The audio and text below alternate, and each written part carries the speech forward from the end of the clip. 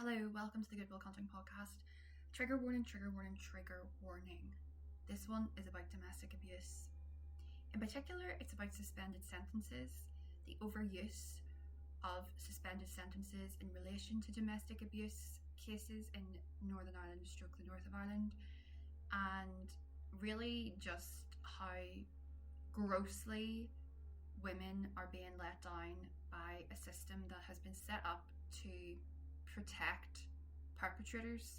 I'm going to go into the details of some cases. In case you don't know me, I don't know how you'd be listening to this if you didn't, but anyways, I am Goodwill Cxunting. That's an alias, by the way. It's not my real name.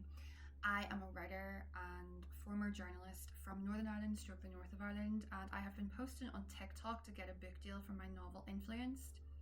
As a result of posting on there, I have had some really wonderful conversations with lots of different people about the themes of my novel, which are kind of women's lives in Northern Ireland, the north of Ireland, the way that the state encourages and enables violent men to harm women.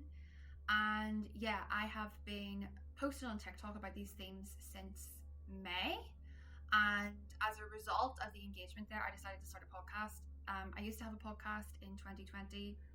I stopped it in order to focus on writing my book, and yeah, now I've come back to a podcast because it's a really good way to share information. Talk now a bit about cases, right?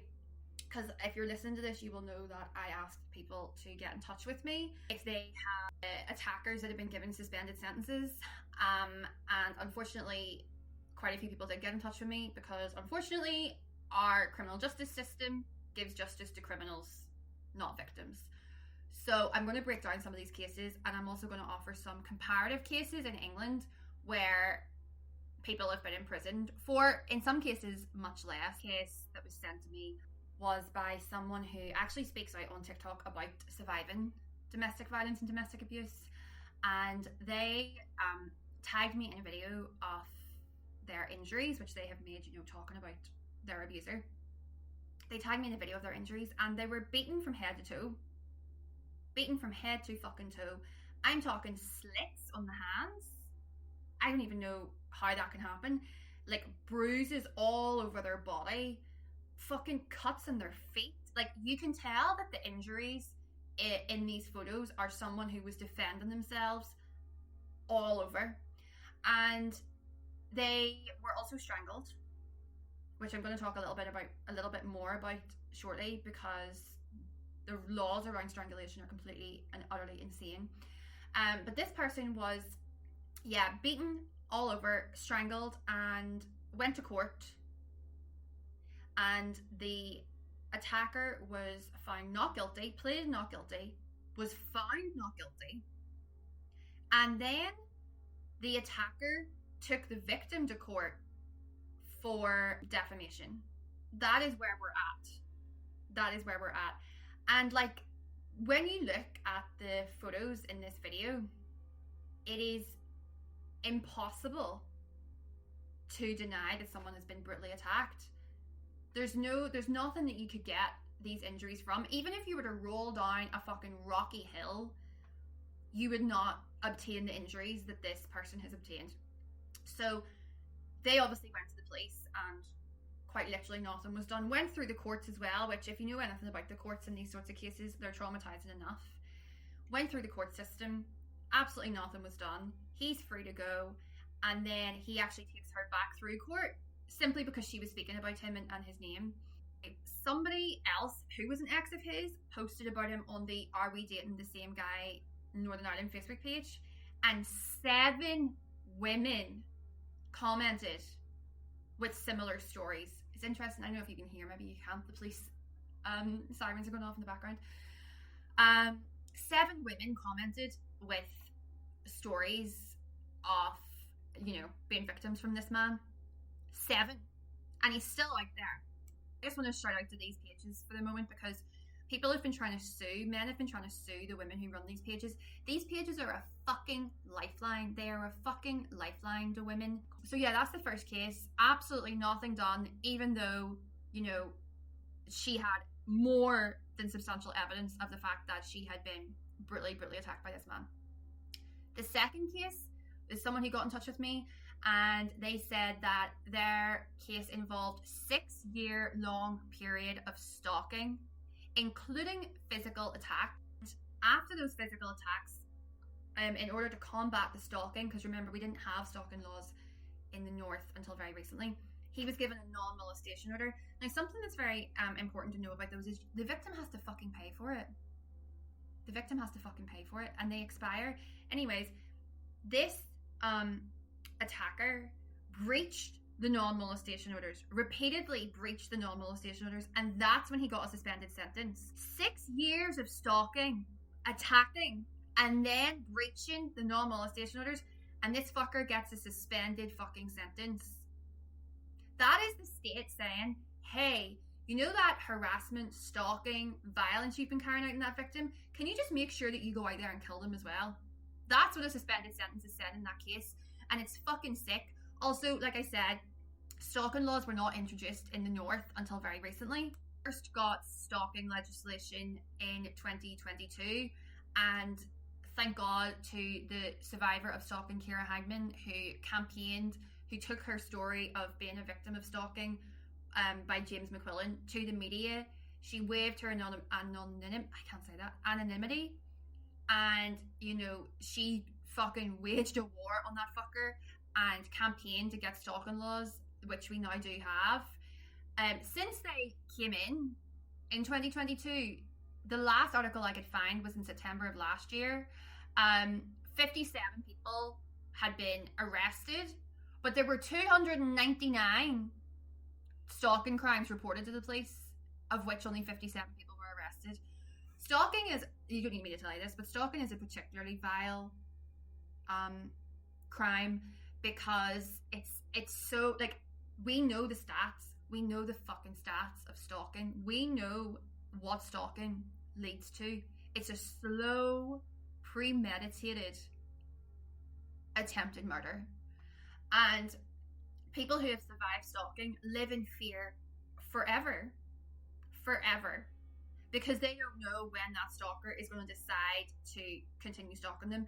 And I know people who are survivors of stalking, who, 2, 3, 4 years after it began, had to, keep changing their phone number, keep changing their passwords, because stalkers will go to any means to stalk. It's not just physical, it's every single aspect of your life. Final case I have, which is absolutely abhorrent, it came also from someone who messaged me. There was actually a couple more, but I've been talking now for like 30 minutes, so I want to keep this a little bit succinct. I will speak about this more as I continue to make these podcasts. The final one that I received was from a victim who was dragged out of bed and attacked. And this is actually quite common, which is horrific, that people are attacked either in their sleep or when they're in bed, when they're literally physically unable to defend themselves. So this victim was dragged out of bed, had their head jumped on, they were kicked violently all over their body. Several bones were broken. They were kicked in the face and the head so violently that they still have vision problems. Their wrists were broken, ribs were broken. They were abused from head to toe. The attack was reported the night it happened. The attacker was arrested within the first few hours and pled fucking guilty. Pled guilty in his statement, pled guilty in court. The court case took from September 2023 until March 2025 to even be completed. He pled guilty in court and walked away with a suspended fucking sentence. A suspended fucking sentence for broken wrists, long-term vision problems, bruises all over the body, broken ribs, and walked away with a suspended sentence. What is that telling that victim? What is that telling that victim? That's telling that victim, hey, we don't give a fuck about your life. Oh, sorry, our prisons are full with real criminals. This man tried to kill that woman. I don't give a fuck about what the definition is of attempted murder. If you beat someone so badly that they have long-term vision problems, their bones are broken all over their body, you're trying to fucking kill them. You are trying to fucking kill them. It's sick and it's frustrating because if this happened in the street, if this happened in the fucking street, that person would be in prison. That person would be in prison. If I was to walk out of here right now and walk up to a random person in the street and start strangling them, I would end up in prison. But if I was to start strangling someone inside the confines of my house, suspended sentence. Because strangulation in the home is different, apparently, to strangulation outside the home. I give you some examples of the way that these crimes are treated in England. I just really quickly want to expand on the strangulation aspect because strangulation is the second most common method of murdering women in the UK after stabbing. So if a man's not going to stab you to death, he's going to strangle you to death. But in the north, they call it non-fatal strangulation. Non-fatal strangulation. You can't even write that. So, okay, so that term is admitting that strangulation is an attempt to murder, because that term is literally acknowledging that there is strangulation, aka death, and then there's, quote, non-fatal strangulation, which is what the person has failed to kill the person through strangulation. Donna Louise Todd, she's a mother, a businesswoman, and an online influencer. She didn't get in touch with me. This is just, I found this online. She was strangled. She was strangled. And the attacker got a fucking suspended sentence. Another fucking suspended sentence. And this beautiful, amazing woman is now talking about this, quote, non-fatal strangulation, and how ridiculous it is to call it that. But these suspended sentences need to stop. Women are dying as a result of these suspended sentences. And it's not the case that a man who gets a suspended sentence is necessarily going to go on and cause further harm, although obviously that does happen, and you only need to look at Jeff Anderson for that to be the case. He has now went to prison for wanking in a car in front of a child, and then he also got done for GBH in the street as well. But it's not just the case that if a man gets a suspended sentence that he will go on and carry out more violent attacks. What these suspended sentences are telling men is that you can beat your partner and you will get no repercussions. If carrying a shit ton of weed was let off with a suspended sentence, we'd all be, well, maybe not everyone, people would be bopping around with their fucking backpacks full of weed, because sure, what's a suspended sentence? If you're not planning to go to America and get a visa, or Australia and get a visa, who gives a fuck? Who gives a fuck? Right? But when it comes to murdering women and attacking women and endangering the lives of women, we are being told that it's okay. Go and do it, because there's no consequences. Suspended sentences are decriminalising attempted murder. These are, again, not cases that have been sent to me. The first 3 cases I mentioned to you were actually sent to me by the victims, so thank you to the victims for that. I then went and searched, just when I was researching for this, suspended sentence, Northern Ireland, and then clicked on news, right? What came up? Alan McKinney, a former PSNI officer, was sentenced to 18 hours probation and 100 hours community service after admitting to carrying out a campaign of domestic abuse against his partner over a 2-year period. He also pleaded guilty to common assault. Now, when they say campaign of domestic abuse, they mean this woman has been enduring this for a very long time. A very long time. He told her that he was going to cut her throat. He also told her that she was being monitored by the police with cameras and special software. And he got he didn't even get a suspended sentence. He got community service, to use the term campaign of abuse, and then give him 8 months probation and 100 hours community service. Sick. Another case. A County Tyrone factory worker who hit his ex-partner in the back of the head while she was sitting at work was given a 7-month jail sentence, suspended for 2 years. Oh, and he had to pay her £500 as well, because that's going to help. That can't even buy her fucking 4 therapy appointments. Dr. Colin McCrory of Newton Abbey was convicted for common assault after he was found guilty of assaulting his wife. So bad, by the way, that his wife fled their family home and was picked up at the side of the road by a woman who was unknown to her, who then called the police. The 62-year-old former surgeon was given, another suspended sentence. He's banned from contacting the wife, by the way, for 2 years. A suspended sentence. The attack was so bad that she ran out of the home. Like, can you imagine being in such a state of disarray and fear that you just run out into the street to be found by a stranger, and then the attacker gets a suspended sentence, free to attack you or attack other women? Only have to Google suspended sentence domestic abuse in Northern Ireland for a truly sick amount of these to come up. And this isn't like, once or twice a year. This is like non-stop. Like, if you go on Google, on the first page of Google, there are examples of about 10 of these this year already.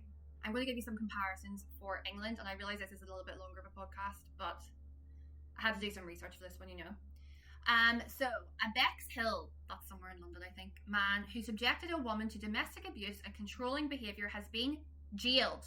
And is called Jimmy Wright, and he pleaded not guilty to coercive and controlling behaviour. Has anyone even been in court for coercive control in the North? I don't know. Anyways, coercive and controlling behaviour, non-fatal strangulation, and 2 charges of assault on the woman. He was found guilty on all 4 charges and was given a 2-year prison sentence with a 10-year restraining order. 10-year restraining order and 2 years in fucking prison. Another case, Wayne Clarkson was sentenced to 2 years and 9 months for domestic abuse in Manchester. He came home after a night of heavy drinking and cut clothing belonging to his partner. He then physically assaulted her, which led to bruising and a bloodshot eye. The victim was hit around the head with a mop as well, causing a head injury. And he then visited her house and assaulted her again 2 months later. Now, this is in no way to try and compare these crimes whatsoever, right? And the attack that's been carried out. But just to say, this victim had bruising and a bloodshot eye. I'm not reading here that she had broken ribs. I'm not reading here that she had a broken wrist. I'm not reading here that she has permanent vision problems. And this man's in prison for 2 years. Rightly so, by the way. Or Liam O'Hara from Southampton.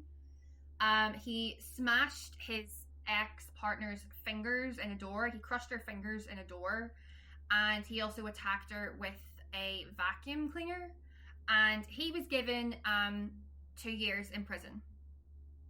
Again, no broken bones. And I'm not trying to, diminish at all what this victim has went through. No broken bones, no permanent, eyesight problems, no stalking. Again, I'm not trying to diminish. But, it's just abhorrent that lesser offences in terms of the scale of the abuse are getting years in prison. And in the North, the police would laugh at you. If you called the police, if you called the PSNI and said, my boyfriend just closed the door in my hands, they would come out and they would laugh in your fucking face. They would take your statement and they would laugh in your fucking face. Whereas here, this man's being put behind bars for 2 years. Rightly so, like I say. But it's clear, isn't it? It's clear that we have a real problem. And there's a myriad of reasons for it. As people have commented, the prisons in the North are full. We need more prisons. And I'm not a prison abolitionist, but I do understand that there's problems with the prison system. Mostly in America, that is, but we don't, I don't think anyway, we don't have the same problem in terms of for-profit prisons and that kind of shit. So we need a fucking prison in the North for these kind of crimes, because the only crimes that are taken seriously in the North is drugs. As I've said, drugs have more protection than women in the North. People care about drugs and they care about things like money laundering. Anything relating to the paramilitaries, they'll take that seriously. But if you're a woman and you're being brutally attacked in your home, nah. Sorry, the prisons are full of. That's what they're saying. So this is getting to 40 minutes now, so I'm going to stop. But yeah, sorry that this is so sad and bleak, but I did want to sort of highlight the absurdity of suspended sentences and just, you know, the fact that it doesn't have to be this way. It doesn't have to be this way. Like I say, in New York, if the police are called by a third party, arrests are made. In England, men are going to prison, rightly so, for attacking their fucking partners in their homes. In the North, domestic violence is decriminalised, unless you killed a person, in which case you might get a couple of years. You'd be hard pushed. You'd be hard pressed to find someone who's got a life sentence and actually served it for murdering a woman. But yeah, something needs to change. Something needs to fucking change. I actually have in my novel a storyline in which there's this guy Liam. Like I've written a violent man, but you hear life from his perspective. But I've written in a violent man, and he is on video and he brutally assaults a woman on video and he gets a suspended sentence. And in my novel, I've imagined a world in which all these people take to the streets and protest suspended sentences. So yeah, I long for that day. That's it for this week. Have a gorgeous week. Sorry that this has been so bleak. It rhymes. And yes, stay safe. Keep cunting. Bye.